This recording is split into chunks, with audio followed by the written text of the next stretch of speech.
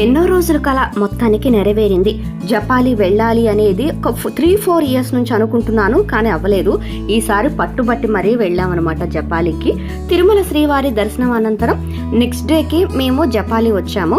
మేము మే ఎండింగ్లో వెళ్ళినా కూడా వెదర్ చాలా బాగుండింది. ఆ టైంకి అంటే చల్లగా అయిపోయింది.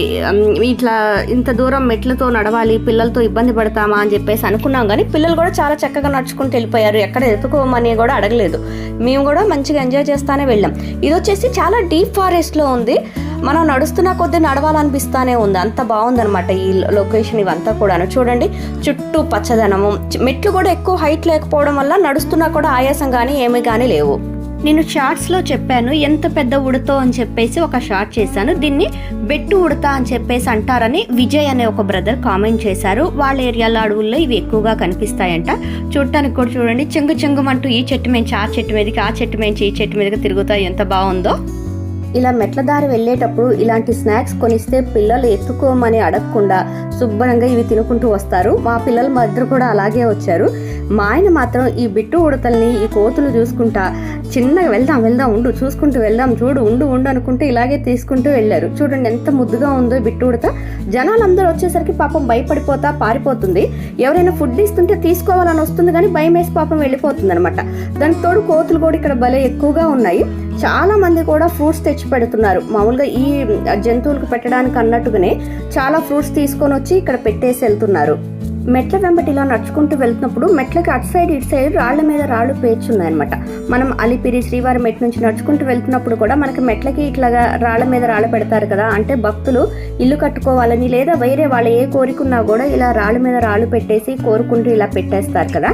సేమ్ ఇక్కడ కూడా అలాగే, ఎక్కడ చూడండి మన కనుచూపు మేర వరకు కూడా అలాగే ఉన్నాయి. ఈ బుజ్జి బిట్టు ఉడతలు మాత్రం మమ్మల్ని ఎంత ఎంటర్టైన్ చేశాయంటే అంత ఎంటర్టైన్ చేశాయి. ఎంత ముద్దుగున్నాయో అసలు.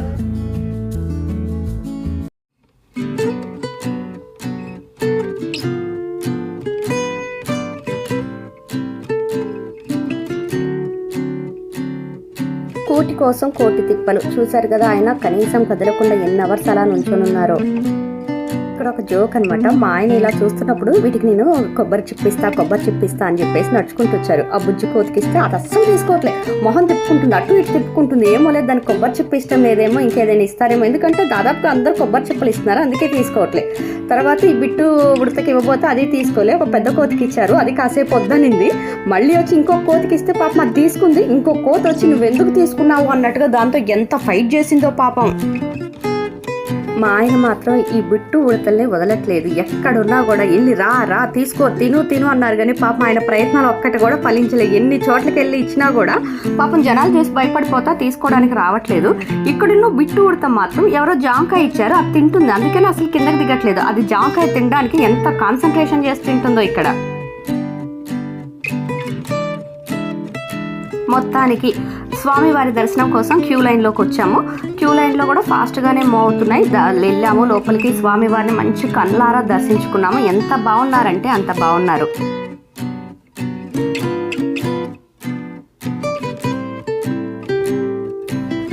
ప్రసాదం పెడుతున్నారు, ప్రసాదం తీసుకున్నాము. ఇక్కడ వచ్చేసి మేము కాసేపు అటు ఇటు తిరిగిన తర్వాత దద్దోజనం పెడుతున్నారు అనమాట. అక్కడ స్టీల్ ప్లేట్స్ ఇస్తున్నారు. మనం వెళ్ళి ఆ ప్లేట్లు పెట్టుకొని దద్దోజనం తీసుకున్న తర్వాత ప్రసాదం తిని మళ్ళీ నీట్గా ప్లేట్స్ కడిగేసి అక్కడ పెట్టేస్తున్నారు అనమాట. మళ్ళీ కావాల్సిన వాళ్ళు వస్తున్నారు, తీసుకుంటున్నారు, తింటున్నారు. ఎవరు వాళ్ళు తిన్న ప్లేట్లు నీట్గా శుభ్రంగా కడిగి తీసుకొచ్చి పెట్టేస్తున్నారు.